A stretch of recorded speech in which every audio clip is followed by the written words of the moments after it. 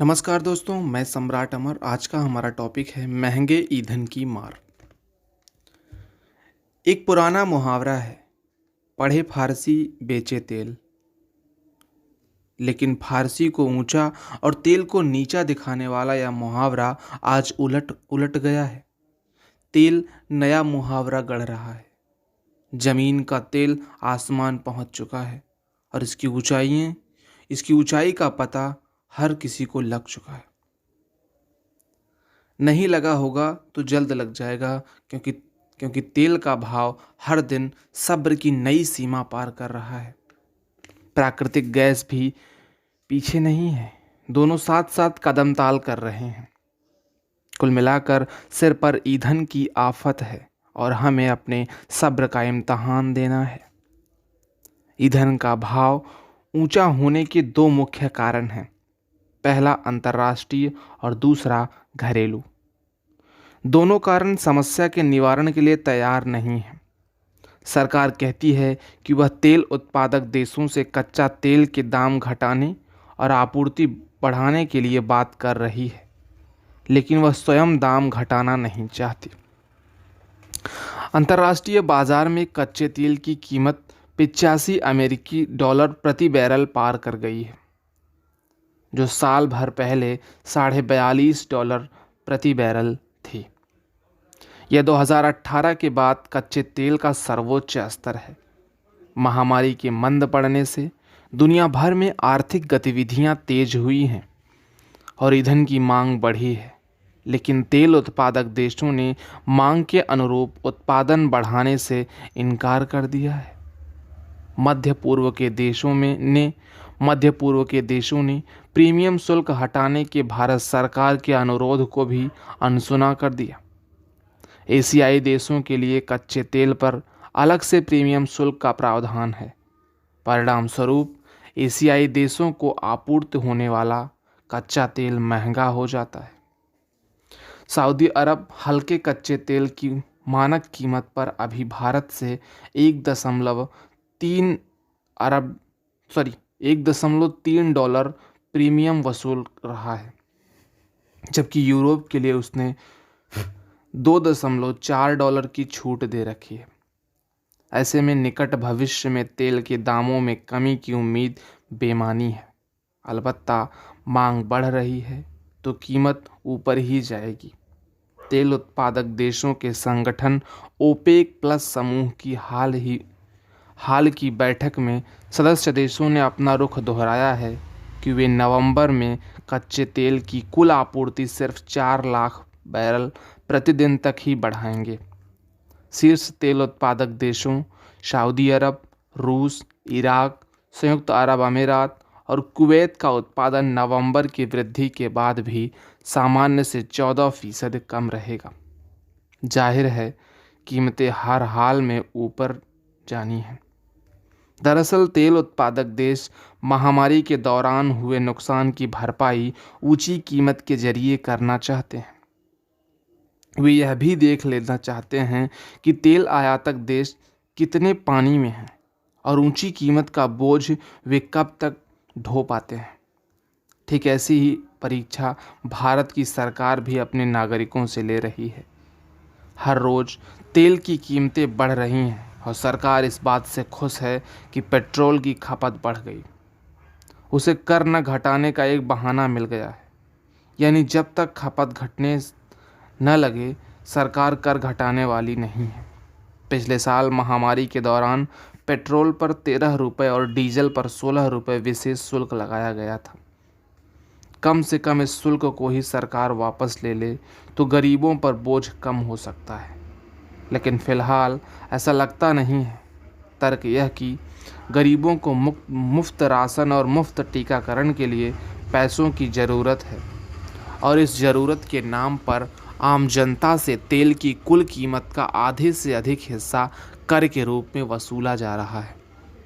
इस साल दूसरी लहर की भयावहता देख चुके लोग आवाजाही में सुरक्षित दूरी बनाए रखने के लिए निजी वाहनों का उपयोग अधिक कर रहे हैं।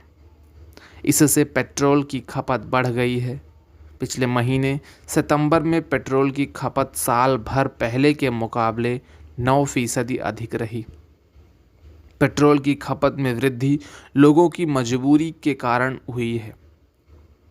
इसी मजबूरी का लाभ सरकार उठा रही है और इसे अर्थव्यवस्था में सुधार का सबूत बता रही है। लेकिन अर्थव्यवस्था में सुधार का सबूत पेट्रोल की नहीं, डीजल की खपत से मिलता है।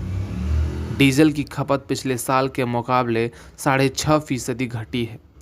देश में पेट्रोलियम उत्पादों की खपत में डीजल की हिस्सेदारी लगभग 38% है। उद्योग और कृषि जैसे अर्थव्यवस्था के मुख्य क्षेत्रों में डीजल की ही ज़रूरत होती है। सरकार की सोच में यह तथ्य शायद शामिल नहीं है। गैस की आफत भी तेल से कम नहीं है। रसोई में इस्तेमाल होने वाली गैस हो या इंजन और टरबाइन चलाने के काम आने वाली गैस, सभी की कीमतों में बेतहाशा वृद्धि हुई है। इस साल पहली जनवरी से लेकर अब तक 14.2 किलोग्राम के रसोई गैस सिलेंडर की कीमत 200 रुपये से ज़्यादा बढ़ चुकी है। अंतर्राष्ट्रीय बाजार में प्राकृतिक गैस की कीमत में तीव्र उछाल के बाद सरकार ने घरेलू प्राकृतिक गैस की कीमत अक्टूबर के शुरू में 62% बढ़ा दी। हालांकि 2019 के बाद प्राकृतिक गैस की कीमत पहली बार बढ़ी है, लेकिन वृद्धि का समय कहीं से सही नहीं है। हर तरफ हाहाकार है। आम उपभोक्ता की कमर पहले से टूटी पड़ी है। इस वृद्धि के बाद सीएनजी, पीएनजी के दामों में लगातार वृद्धि हो रही है। इससे बिजली उत्पादन, उर्वरक उत्पादन और माल ढुलाई की लागत बढ़ेगी और इसका बोझ अंत में आम जनता पर ही पड़ेगा। भारत अपनी ज़रूरत की लगभग 45.3% प्राकृतिक गैस आयात करता है। अंतर्राष्ट्रीय बाजार में प्राकृतिक गैस की कीमत में तीव्र उछाल चल रहा है। वैश्विक तपन से निपटने के लिए दुनिया के देशों में बिजली बनाने के लिए कोयले के स्थान पर गैस के इस्तेमाल का चलन बढ़ा है। इस कारण गैस की मांग बढ़ी है। दूसरी ओर यूरोप में प्राकृतिक गैस का उत्पादन इधर कुछ वर्षों में काफ़ी घटा है, क्योंकि कई देशों ने पर्यावरण संबंधी चिंताओं के कारण गैस क्षेत्र बंद कर दिए हैं। यूरोप का प्राकृतिक गैस उत्पादन जो 2005 में 300 अरब घन मीटर था, वह 2021 में घटकर 200 अरब घन मीटर रह गया है। अब यूरोप गैस के लिए रूस पर निर्भर है। प्राकृतिक गैस उत्पादक देशों पर आपूर्ति का दबाव बढ़ गया है। इस कारण गैस के दाम में भारी उछाल आया है। अंतर्राष्ट्रीय मुद्रा कोष के अगस्त के एक आंकड़े के अनुसार 2008 की मंदी के बाद से प्राकृतिक गैस की कीमतें अब तक के सर्वोच्च स्तर पर पहुंच चुकी हैं। आगे यह और ऊपर जाने वाली हैं। ब्लूमबर्ग की ताज़ा रिपोर्ट में कहा गया है कि प्राकृतिक गैस की कीमत में जिस तेज़ी से बढ़ रही हैं, अमेरिका के कई उपभोक्ताओं को मजबूरन गैस छोड़ तेल की तरफ लौटना होगा, जबकि अमेरिका दुनिया का सबसे बड़ा प्राकृतिक गैस उत्पादक है। ऐसे में भारत के लिए प्राकृतिक गैस की राह आगे कठिन होने वाली है। आम उपभोक्ताओं को पेट्रोल और डीजल के साथ एलपीजी, सीएनजी और पीएनजी की ऊंची कीमतें चुकाने के लिए तैयार रहना होगा, लेकिन इससे अर्थव्यवस्था का गणित गड़बड़ा सकता है।